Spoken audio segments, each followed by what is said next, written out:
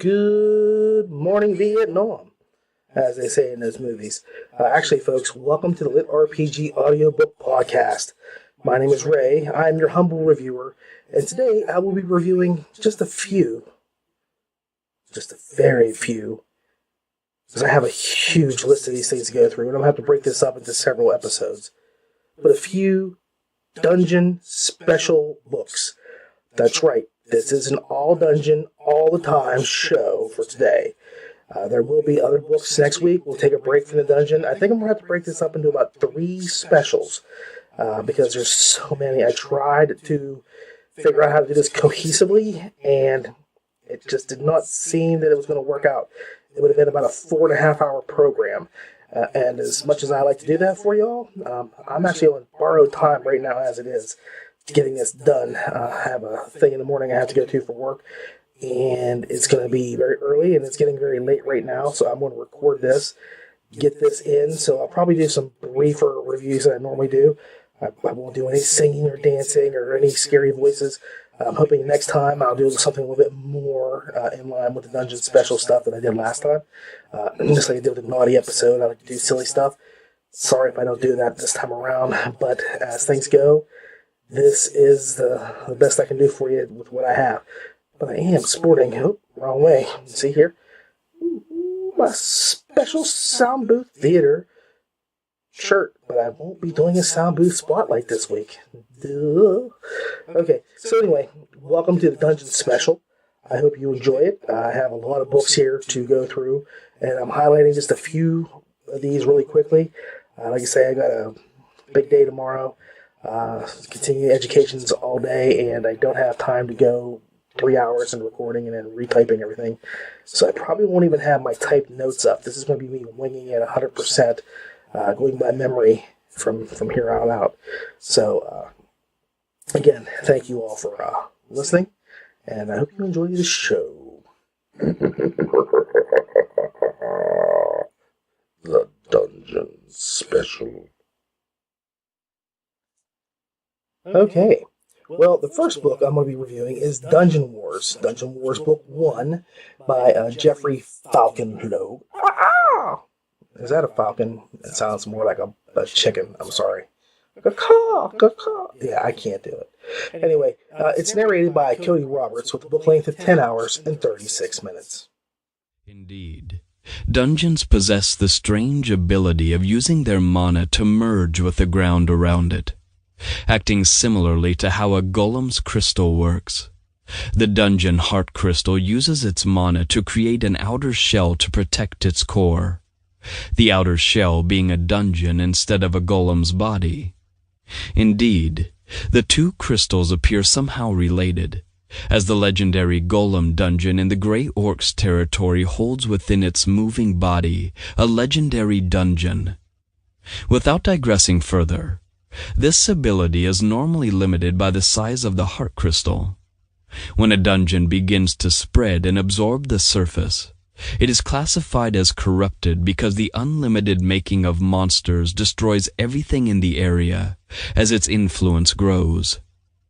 Corrupted bits of land take years to recover any form of viability, and large swaths of dead land still dot parts of Palos. So here is a series in which the Falcon, as in Jeffrey Falconlogue, kind of swoops in and wipes out in one fell swoop, as he swooped in, the very thing that he created. And as the godfather of the dungeon genre, I'm pretty impressed. I'm very impressed. So you're asking me, what the hell am I talking about? Well, Jeffrey Falconlogue did something very brave with this new series, Dungeon Wars. Dungeon Wars basically is a continuation of the Slime Dungeon series, but he does something that you don't normally see when you instead of just saying, okay, we're going to do book 5 and 7 and 10 out of this one series, the Slime Dungeon series, he takes this in a completely new direction. He basically ended his Slime Dungeon series and pulled a slick reboot. He has stripped away everything, and I mean everything that he could, and then streamlined his idea into the bare essentials. You don't see this work very often in novels. I mean, it happens on TV, and occasionally, there'll be a series that's been on for a while. Like after 5 years, they try to overhaul it or something. Sometimes in a long series of movies, like the Fast and Furious franchise, like, I don't know why it was just done this early, but you had 2 Fast and Furious movies, and then you had Tokyo Drift, which kept the concept but totally destroyed everything else. So it was kind of stupid how they do that. And then later on, they add in Dwayne "The Rock" Johnson, so there's conflict between him and Vin Diesel in real life, because that makes it more fun to do filming. But anyway, the point comes down to it is that it doesn't really work very often. It really doesn't. Often the creator is the reason why it doesn't work. In an effort to revitalize and give some new life into their series, they kind of pull the heart out of their tail and end up losing it on the operating table. They just kind of kill their story. Not Logue. Logue here, how do I put this? He works really, really hard to kind of recreate the old magic, but still instill, and try saying that pretty fast 3 or 4 times, still instill some new life into his book. The new slimes really work. And I'll say it like this: he creates new slime monsters in the new location he goes to, because what happens is, I think it was pretty smooth the way he built the mobs and painstakingly put together, his floors 1 brick at a time. Basically, he had to. He was low on power and didn't have much choice. But the important thing to note, and I can't stress this enough, is how Logue makes all the right decisions. The book feels fresh and new while familiar. It also had that new car smell, and I think it really works that way. Because basically, what he does is, if you remember in the Slime Dungeon, the last book that came out, there was a bit of an event at the end, and all hell kind of broke loose, sort of literally, and something happens, and you don't know what happens to the dungeon, the slimes, and so on and so forth. And here, we end up getting the answers to what happened there. But it's not something you expect, because it really, really has a devastating impact on Doc and company, when they finally arrive into a new location. Because Doc is not 100% when he arrives. He's not doing well, and it's a struggle for him to just make it the first little while where he's at. He's pretty much on his own. He has no one there to help him. His companion is missing. His friends are missing. So he's starting from scratch in a place where he's got basically no power, no strength, no knowledge of what's around him whatsoever, and he really has to work hard and think. And that's where a lot of the greatness of the book comes in, because you still have all the stuff that came before it, but you also now have a new situation, new adversaries, new dangers, plus the old dangers are still out there. They have to consider that as a fact.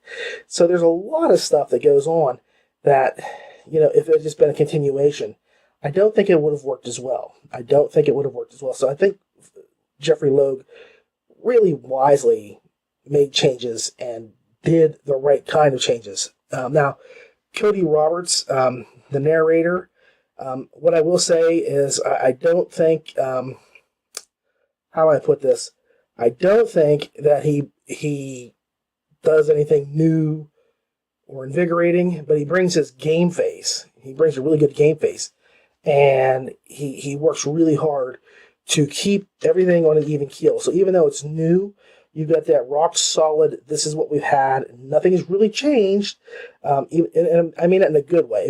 It's a comforting, it's like, these are grandma's cookies. These are the cookies that you've had your whole life, and they are delicious, even though you're eating them at your Aunt Sally's house. Okay? So, Aunt Sally. Oh, that woman. Anyway,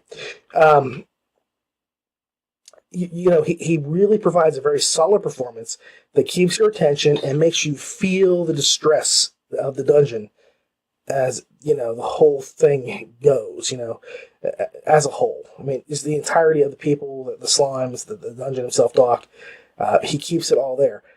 And again, when I say he doesn't bring anything, like he doesn't reinvigorate, well, I'm going to say he reinvigorates the dungeon cast. Like I said, I can't say he had fun, because he didn't do anything groundbreaking or new, but he brought new life into the cast, if that makes sense, because I just said he did anything new, but he does bring you some new life. I mean, there's changes that take place amongst the slimes that he helps bring to life, and he does a really good job of it. But it's the same job he did before. I mean, he's just a rock solid. You can count on him to do his performance and get through it. So again, I think this was a really good book, and it was a really smart start to a new series. The Dungeon Wars book actually has, I don't know how to say this, it's got a lot of potential, very, very much potential to make big changes and be ground shaking in its efforts to kind of bring new life into this series. There's a lot of ways it can go. I'm kind of curious to see how it goes, where it heads, and who is the ones who survive. Because, this is one of those things where it could happen. There's no guarantee because Doc is low on power. Overall, it was a smart move. I think that this is not just a continuation of a familiar story. It's a reboot without tearing anything down that was really important. Seriously, I think that DC Comics needs to take a page from his book and learn a lesson from how Jeffrey Loeb does this, because DC has had numerous restarts. Like if you go back to Crisis on Infinite Earths, and then Final Crisis, and Flashpoint, and they reboot every 2 years now. It seems like the New 52. They have lost, Crisis on Infinite Earths kept the heart of the DC universe and had just a few little snaggles here or there. After that, everything they did, it just got worse and messier and less interesting. And yeah, I'm a comic book buff.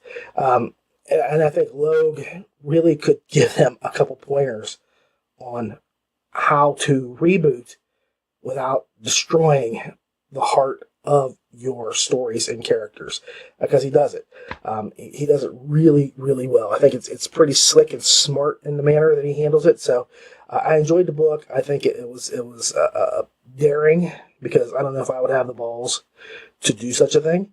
But anyway, it was pretty daring, and I'm going to give it a final score of 8.4 stars, because it does really improve, I think, the storyline. And unlike other stories, that continue on into books 5, 6, 7, 8, and they kind of lose their way after book 3. That's why I'm a big fan of trilogies, and I really think that, for example, just Hondo Jenks, Dan the Barbarian, it's killing me that book 4 is the last book, but on the other hand, I think it's a wise move. He's done the story, he's told the story he needs to tell, and it needs to kind of round out where it's at. Here, Loeb gets to keep playing in his toy box without, having to retread his car. Rather than doing that, he's rebuilt the car from the body up, and it makes it much better and more interesting. So, pretty smooth, 8.4 stars. I really recommend it. Okay. So the next book is Dungeon Deposed, Book 2, Dos Equis, Dos Cervezas. I'm trying to learn Espanol stuff. Estoy aprendiendo Espanol. How's that sound? Anyway, Dungeon Deposed, Book 2, by William D. Rand, an amazing author, narrated by Andrea Parsnow. This is Book 2 of the Dungeon Deposed series, with a book length of 13 hours and 13 minutes. What lucky numbers those are. Standing in the middle of her temple, the seat of her power and her pattern, was Robin. Bright gold luminescent wings spread out from her back. Her eyes glowed with an unearthly light, and her blade seemed to be fashioned from fire. "I think she took your sign very literally, and is more than willing to act the part," Maribel said. "It also fits the rules quite well. Wynne will approve, as I do. You made a choice, and a promise." Smirking, Riker checked the sign one more time to make sure it got his point across. "All who cross this point shall be judged at the highest levels and inspected with utmost scrutiny. The likelihood of death is almost a guarantee. Rewards will be minimal, except for the gift of knowing your own strength and the promise of learning new skills and abilities. Those who enter will suffer the wrath of dungeon for the attempt to exterminate it. Do not enter. Now, I really wasn't kidding when I said what lucky numbers those are.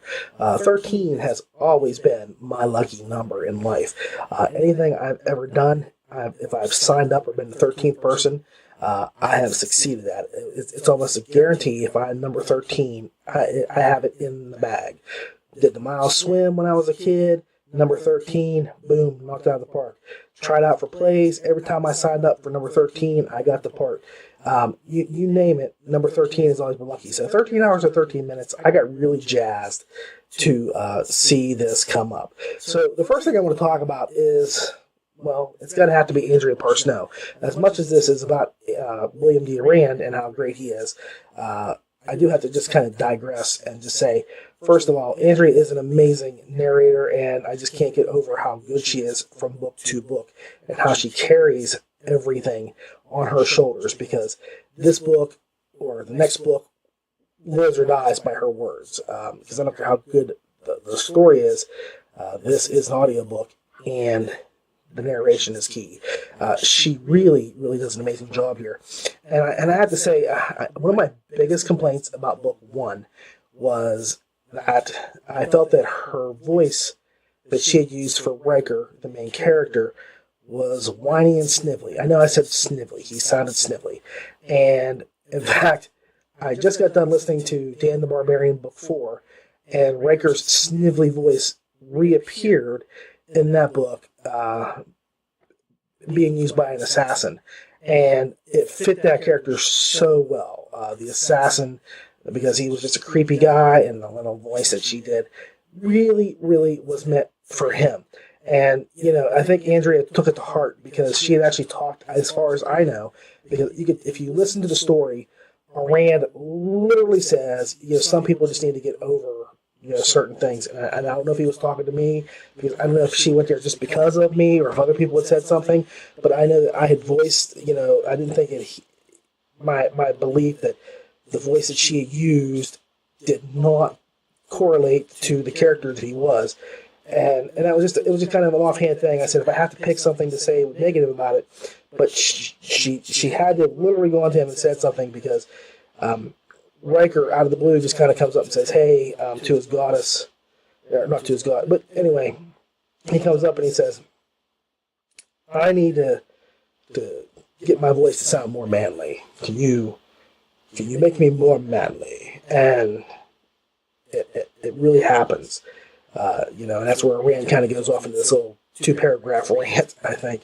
So if it was my fault, I apologize if you liked that voice. And if you didn't, then I'm still going to apologize, because that was not my intent. I think Andrea is amazing, and she really kills these characters. I mean, she, like I say all the time, I can't say enough good stuff about Andrea Parsnow. She is just an incredible narrator. Top to bottom, everything she does is 100% all the way in. She never gives a half performance or a 3/4 performance or even a 99% performance. She's like, she'll fill up a cup and have water spill over the sides just to prove she can give 110% into everything she does. That's how good she is. So, here she just really, really impresses me. And again, she keeps your attention with the characters. So I just wanted to get that out of the way and just kind of just say how good she is, and I hope that wasn't my fault. But again, I don't think I have that kind of weight. I don't carry that kind of, well, I do have weight. I just don't have that kind of power to do something like that. But again, Andrea is just amazing, and so she really, really helps this book come to life. Now, as for the story, I think that it's a good story, but there was one bit of it that kind of drug out. And my problem is that we have, and this is where I always get kind of flustered, is there's points where the characters are split up into different areas. And to me, splitting your characters up, it kind of weakens the story. If you can do it and do it right, then that's great. But most times, they're trying to communicate, or they're trying to get to that person, and there's always some sort of struggle to go back and forth, and it just makes it unnecessary.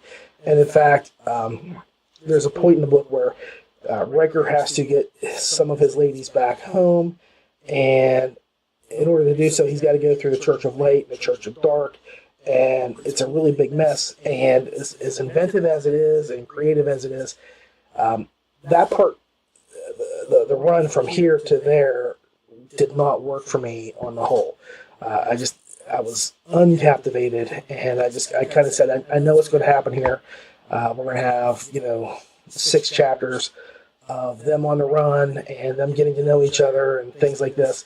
And it just wasn't what I was looking for. I wanted a more cohesive, this is what happens from here to here story as the city of Dungeon comes under assault from the different forces. Because if you remember, the Church of Darkness and the Church of Light were kind of sniffing around last time, and here it begins to come to a head, and Riker has to do his best to do things even though he is not where he needs to be.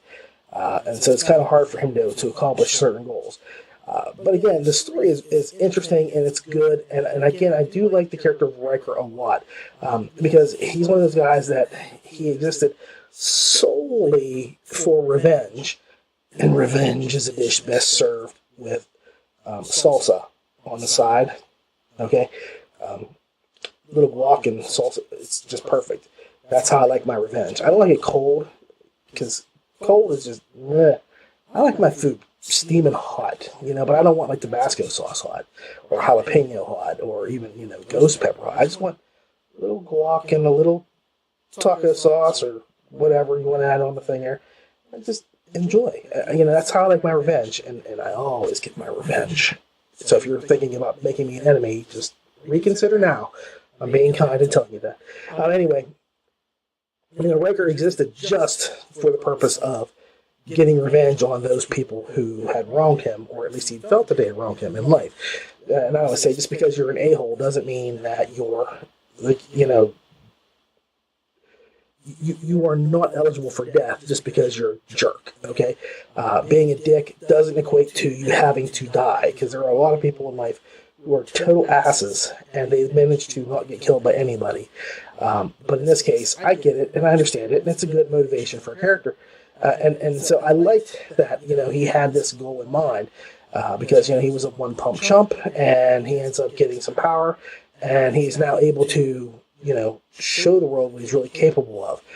And that is where, the story really shines, is where he's showing another one of the ladies, how he uses magic and how she can do the same thing, and he kind of makes her an apprentice, and that is where the story really bloomed for me. I really thought that was the best part of the whole book, because it really did come together, and it just kind of capped off the perfection of how he has gone from being this, I'm just going to go get everybody, to actually being a man, and he's going to show this young lady how to protect herself and make herself stronger. And by doing that together, they actually become more powerful together than they are apart. And so, that's what the story should be about, is the entire harem of ladies he has, kind of working in unison and helping him and them get through this whole process. And that's why I say I don't like it when it's split up, because splitting them up just did not work for me. And as much as it should have, that's where I just kind of got lost. But anyway, the story is really good. The character of Riker is really interesting. There are other characters in the story, the ladies, that I do enjoy. The one that he has to go and rescue, that's probably my least favorite character of the bunch, which is ironic, because I just kept thinking, well, if she dies, and we have the other people here. So, that was just the way I looked at it. But the story is really good still, and this is probably, I don't think it works as well as the first book. Just because the first book was really, really slick and smart, and there was a whole point to Riker and the way he did things, and this kind of shifted everything. And like I said, I like the direction he's going in, but the whole somebody's over here and we've got to get back to here thing and the race to do it just kind of didn't gel in my mind. And again, that's just me. I'm sure there's other people that thought, hey, this is just brilliant and I love this whole thing. And that's your prerogative to think that way. But here it just did not happen for me. I did not connect to it. But I will say it's an 8-point book, 8 stars, 8.0 stars. It's an 8-star book. It's good, it's enjoyable, and I think that it has a lot of potential. And I'm pretty certain I know who the guy in the north is. I have an idea just because of the kids and things like that, and the way things are working. I think I know who the guy in the north is, but I'm holding my breath, and I don't want to say I took a guess, because if I take a guess and I'm wrong, then I have no validity here anymore whatsoever. But I'm just saying, yeah, runner. I think that's who it's going to be. But again, that's just my speculation. If you can get past that, I don't want to spoil it or anything, but that's my speculation as to who that is. And I could be totally wrong. I totally can be, because I have no clue. I don't have the third audiobook, and I do not know who it is for certain. It could just be some really powerful cat. But I think that this is where he's starting to knit his worlds together some. And if you've read Fostering Faust, you can see that there's a lot of stuff happening there that kind of shows that things are working together. Super sales and superheroes. Book 3, things started to come together a bit more. When you have Wild Waste and super sales almost merging into a singular point, you can tell things are starting to happen in the Randverse. So, yeah, things are going to have to start kicking into gear. So that's why I think that. Again, I can be totally wrong. I don't know everything, and I'm sure as hell not going to tell you I know anything. So, anyway, 8-point star book. I think it's good. Andrea Parsnow kills it. God bless Andrea, because she is just an amazing narrator, and we are lucky to have her. And the same with William. I think Rand does an amazing job 99% of the time. I don't think I've ever read a book his I didn't love. And like I say, when I say this is probably weaker than the first one, I still enjoyed the book. Still enjoyed it, and I still think it's a good book. I just think it's just probably not to the level the first one was. But that's because of the way the story flowed in my mind. I think it was a little disjointed. But that's just the way I looked at it. So 8.0 stars, but it's a good one. Okay, well, next up is Dungeon Crawl, The Crucible Shard, Book 1 by Skylar Grant, narrated by Doug Teasdale Jr., with a book length of 4 hours and 52 minutes. The Colosseum had become a killing field. Down below, gladiators and beasts fought for their lives, while giant screens focused upon the best moments. It was tournament day in Piper's Mill. It was the day we got to see legends firsthand, the day our best and brightest competed to join their ranks. My brother Tommy was down there in that melee, a man and a trident against the world. As family, I was in the VIP section, although my interface wasn't nearly so grand as most. There were those connecting from the city, and our special celebrity guests who had come to witness the competition personally. They were indulging in full sensory, lounging with glasses of wine, and sampling artfully prepared treats as they watched. Sadly, my connection was strictly visual and audio, as it was for any locals apart from the competitors. In cordoned-off areas of the party, the most dramatic scenes from below were reenacted, as if the spectators were in the heart of the action. Well, I'm always the first guy to say what really matters to me is the story, and I'm a big, short story kind of guy. This isn't a bad book for a quick listen, 4 hours, 52 minutes, so it's under 5 hours, not by much, but it's under a 5-hour book. And the story is interesting to a certain degree, but I will say I don't think it's nothing that you won't have ever kind of seen or listened to before. A lot of it's tropey stuff. For example, there is a character who is living in a slummy world. His brother wins a championship, and just as he's about to be able to go and take care of some shady business, he gets hurt and he can't go. But he has his twin brother step up to the plate and go in. It's almost like Avatar, how the one brother gets killed, so they have to have the twin brother kind of come in and take over the Avatar thing. Well, it's the same thing here. He's close enough genetically for them to get him into this underworldish kind of skeezy game that you're not supposed to play. It's illegal. So he's going in knowing that if he gets caught, he's going to ruin his reputation or his brother's, or I don't know how it's going to work. And he's not going in alone. He's going in with two other people, a guy that's a wizard, and then there's a thief. And they both have issues. In fact, everybody in the whole book has issues, which is fine. But, for example, the thief, she used to be like a supreme gamer. And just so you know, in this book, in the regular world, gamers are just like as famous as any athlete that's out there today, So, they're like Terry Bradshaw and Lynn Swan and Willie Stargell. That's the last time I actually cared about sports, if you know those guys' names. Roberto Clemente, does that tell you how old I am? Anyway, going backwards, for example, the rogue, she was hurt in real life, and so now she's just struggling to put herself into a position where she can prove that she's still capable, because for some reason, even though you're in a game, your physical handicaps translate over. I don't understand that at all, but that's fine. They're working through it, and the wizard has his own agenda, and the MC, I want to say, I don't know what he was really there for, because he really was just a body to get them into that game. Other than that, he really didn't have much personality or backstory. Basically, the more interesting person was his brother, who ended up not being able to enter the game, and this one, he kind of lucks his way through things and survives periodically, just through luck. I mean, it's just that, he does do things somewhat smartly. He is not a bad gamer, but I don't think he's an interesting character to start with. And it switches POV a few times, so sometimes you have to keep up with who's doing what and why they're doing things, and so on and so forth. The main character, and I can't even remember his name, I'm sorry, and like I said, this is one of my rush through the whole thing tonight kind of deals.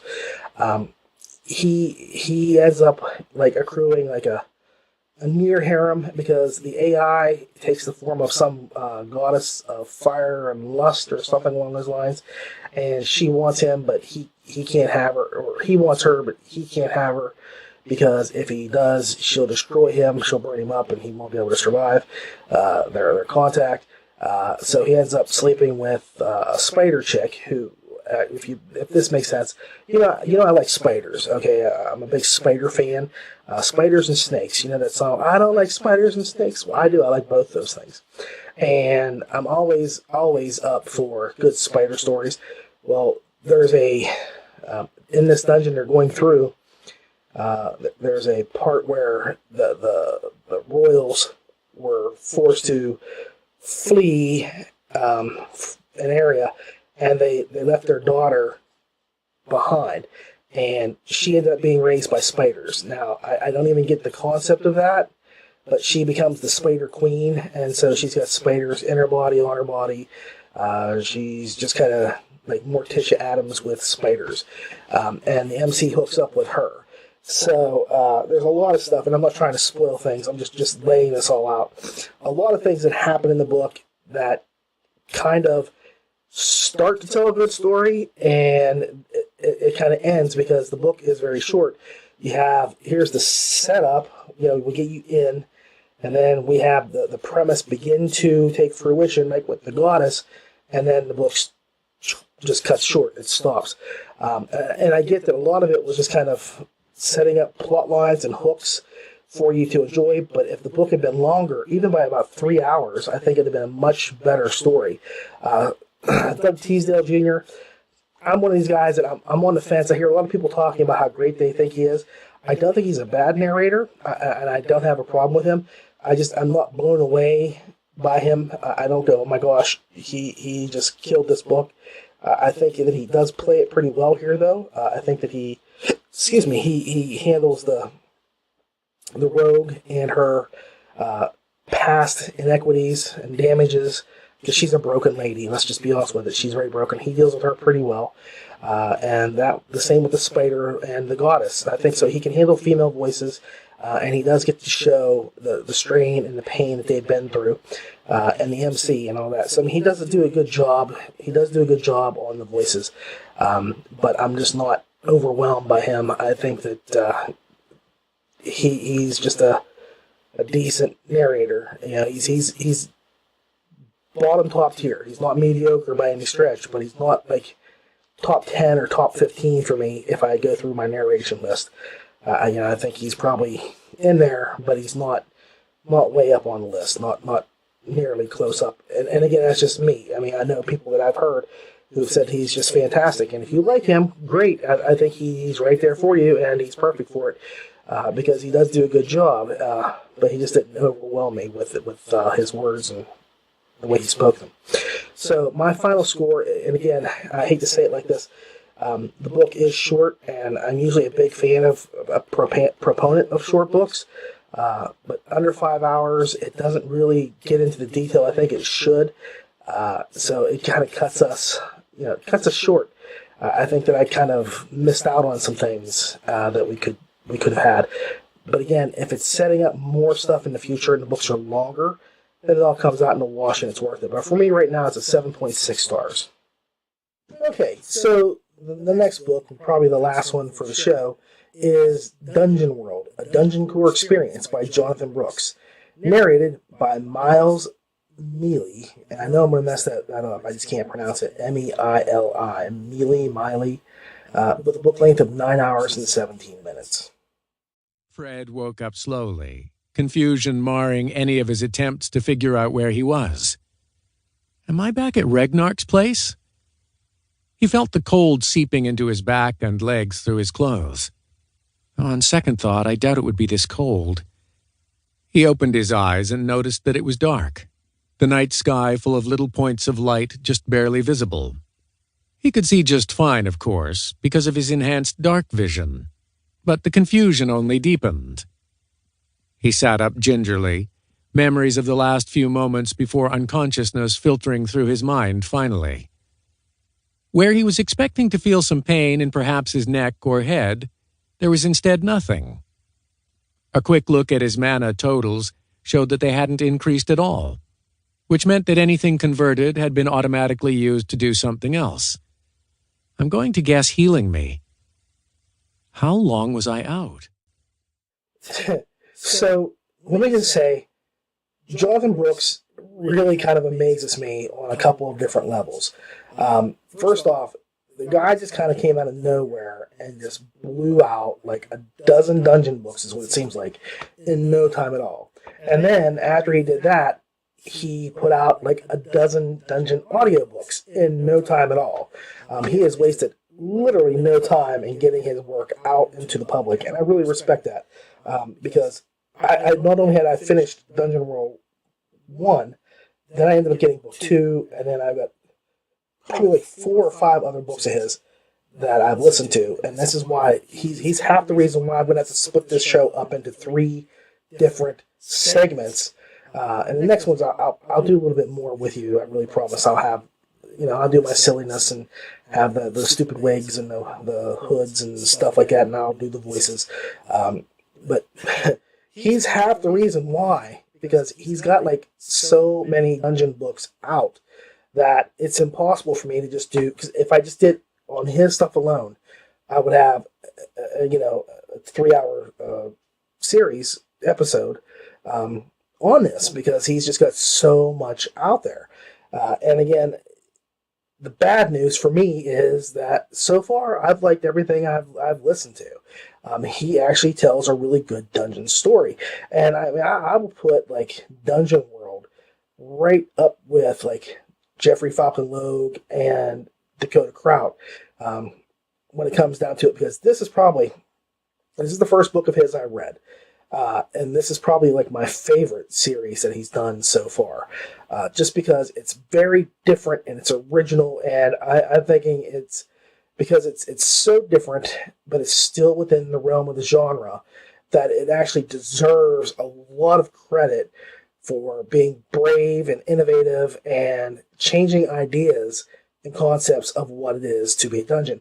Just in the same way, like with Dungeon Deposed Book 1, William Moran took it and just said, hey, look, you don't have to actually be the core. As long as you have the core, you can build a dungeon.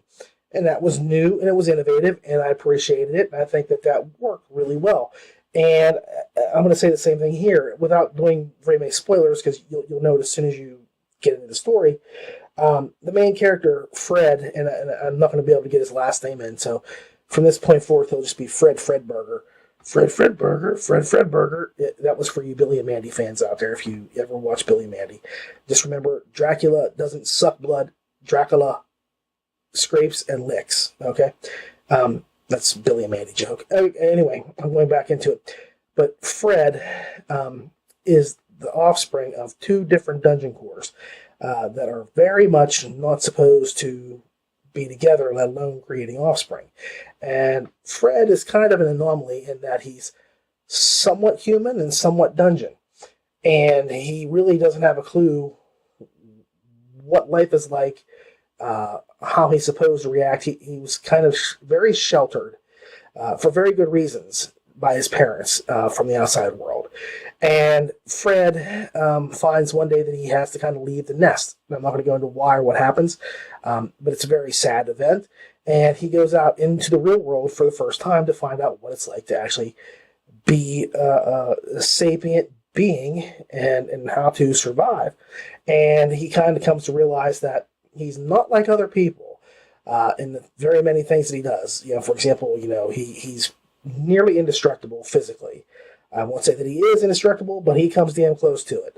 He can kind of rebuild himself from scratch almost from anything that happens to him. So he's got that going on, which is a plus. But even though he has a dungeon core, he can't start his own dungeon, and he doesn't know why. He ends up getting a companion, which is like a big wolf, but it's not the kind of companion he really wants. There's a reason why that while the wolf is a really great piece for him, he would really rather not have the wolf. He'd rather have the other things instead. So again, I'm not going spoilers. But as Fred goes into the world, he lucks into a couple of different things. He finds a very helpful gentleman to get him through his first few months of living, to kind of show him what it is to live and how to live and what things are, like money and food and all that stuff, because Fred had just kind of subsisted on bland manna, like little manna pellets or whatever you want to call it, manna soup that his mother had made for him. And while it sustains him, it's not the same as regular food. I mean, if you think about it, would you have a glass of water that kept you alive and kept you sated, but would you rather have the hamburger? I mean, seriously. I mean, a glass of water is nice, but it's not where you go, that was some good water. I mean, look at me. Do I look like I would take water over a hamburger? No. No. And that's where the whole story of Fred is very interesting, because you kind of get to see him transition from being this naive young man to being this naive adventurer. So, and what he ends up doing is he does go in and he makes a friend eventually after he leaves the first gentleman. And he decides to become an adventurer. Now, the nice thing with Fred is he's got all kinds of bonus powers because he is a dungeon. For example, he can create things. If he understands it, he can replicate it. So, in some ways, money is not a problem for Fred anymore, because he can just mass produce gold or silver or platinum on a whim. Now, of course, he can't do it all at once because he doesn't have the access to that sort of coin. So, he has to do it step by step and kind of figure things out, because he can't just make gold out of thin air because he's never touched gold before or that kind of coin before. So he has to actually physically examine something and completely understand it before he can replicate it. But once he does that, pow, he's got that in there. And he can kind of see magic and make changes in his mind with how to make things work. Excuse me. So he's got a lot of different abilities that just kind of captivate you as a character, because that makes his potential so much more. I mean, there's just so much more that Fred is capable of in the future. And of course, like with book 2, that's very, very much evident. But in this case, Fred kind of does eventually learn how or why he couldn't create a dungeon before, and he does start his own dungeon, so to speak. He starts his own guild, and of course, when you're able to pay everybody like 100 gold a week for no reason, everybody wants to join your guild. So, he has a lot of stuff happening that's going really well for him. But at the same time, it's a book, and so bad stuff has to come up and occur. And this is where I say Brooks really balances out the character with the story really well. I mean, Fred is interesting, and he pretty much gives you the whole story. Excuse me, I'm getting really thirsty here. From his perspective. And Fred is somebody that you don't mind listening to tell you the tale and seeing things happen. And the other characters are there as well. Like, there's an adventuress that no one wants to touch because she's bad luck. And he just kind of says, well, I mean, hell, I'll do it. I'll go with you. And they start a friendship because he's not only very skilled, but he's also very powerful. And they kind of make their way doing what they're supposed to do as adventurers. And him becoming an adventurer is an event unto itself because things happen to him because of his nature. And again, I can't do spoilers, but like I say, Brooks really tells a great tale. And having already read book 2, or I should say listened to it, I know it gets better as the story continues, because book 1 is great, book 2 is even better. But I'm not going to go into book 2. This is just about book 1. It's just a very good, new, fresh take on the dungeon genre. I'll go back to Geoffrey Falcon Logue. Geoffrey Falcon Logue is kind of the godfather. I think he had his print book out like a month before Dakota Kraut.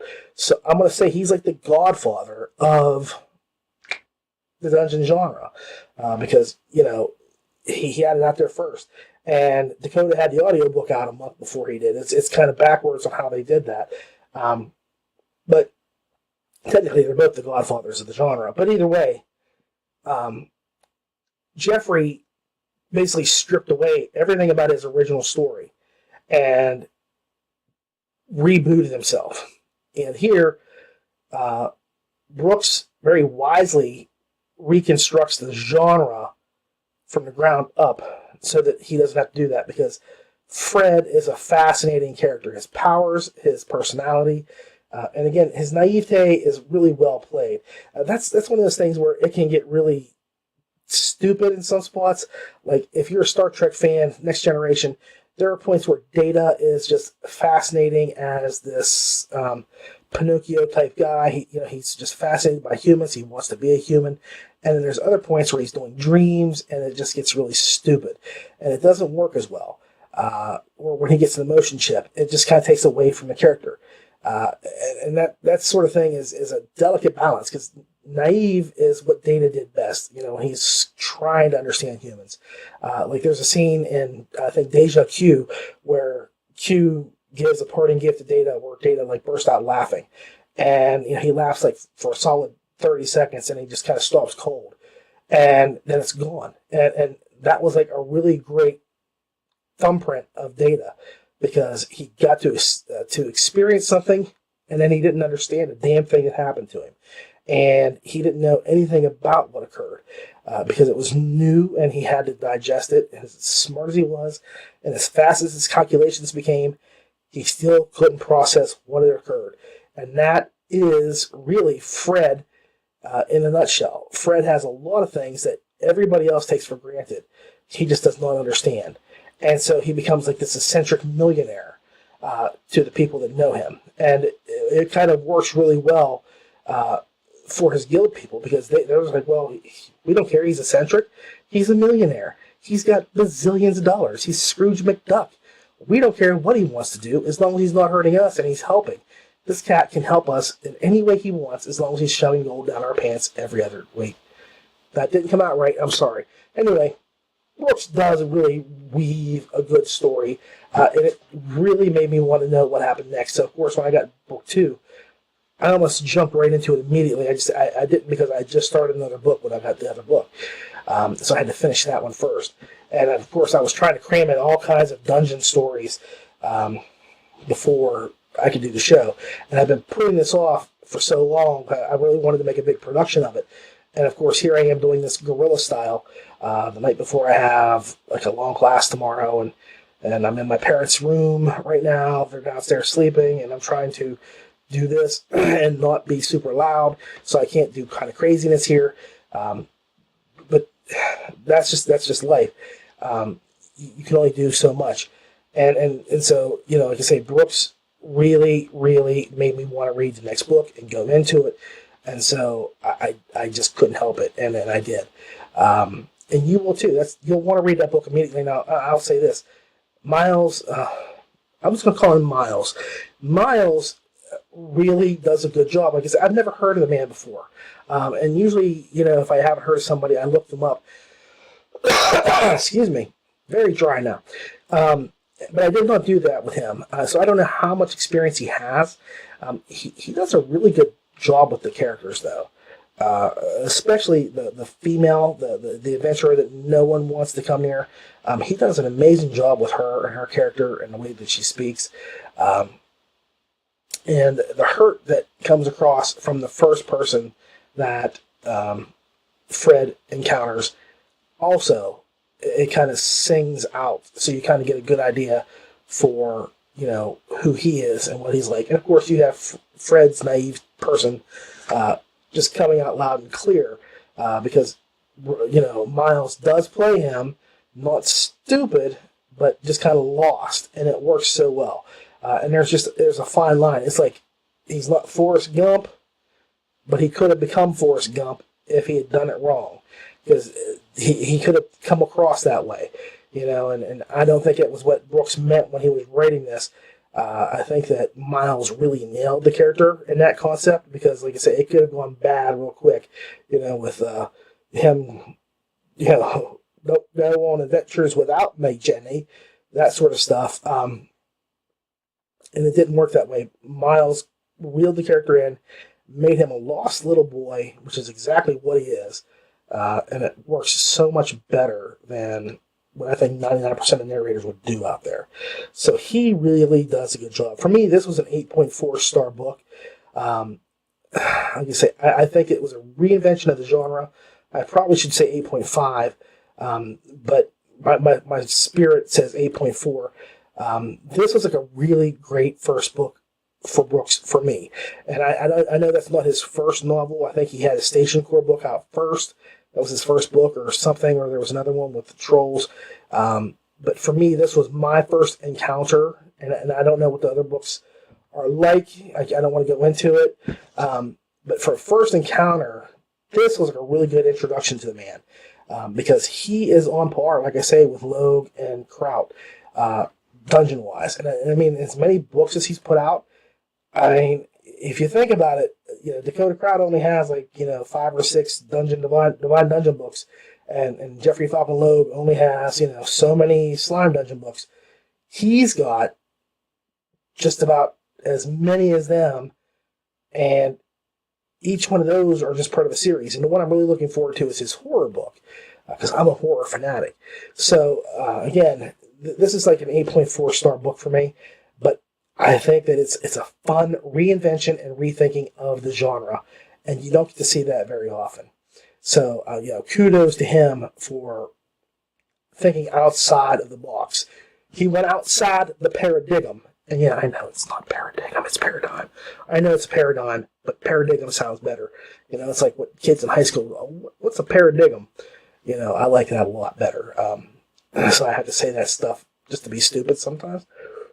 But yeah, he had to go outside the paradigm or the paradigm, and it works because he gave it some thought and put a lot of energy into it, and he didn't just gloss over things. Every single event that occurs in that story occurs with a purpose. Every single event, whether it's him, who he meets, or how they meet, or whatever, there is a plan behind every action. So I give him a lot of credit for that. Brooks really kind of blew me away, and Miles did a really good job. So it's a good book. Go out and get it. Well, folks, I hope you've enjoyed the Dungeon Special for this episode. I worked really hard on nothing at all here. I did this as fast as I could and tried to get this out to you just so you had something. I know you could not do it last week. Again, my life is still a little hectic. I just do not have time for things that I usually do, including family and friends, and this is just one of those projects that it aggravates my wife that I do this sometimes, but I still definitely want to get this done for you all. It's important to me, and I like doing it. And I've had some of these books for a long time to review, so I have done my best to be fair and honest, and I hope you've enjoyed it. As always, thank you for listening or watching, and you can always leave comments down below and find us on a multitude of places. I think you've heard me say it 100 times by now, but Facebook, YouTube, Stitcher, Google Play, iTunes. There's a whole bunch of places you can look for us. So, for now, my name is Ray. Please keep listening.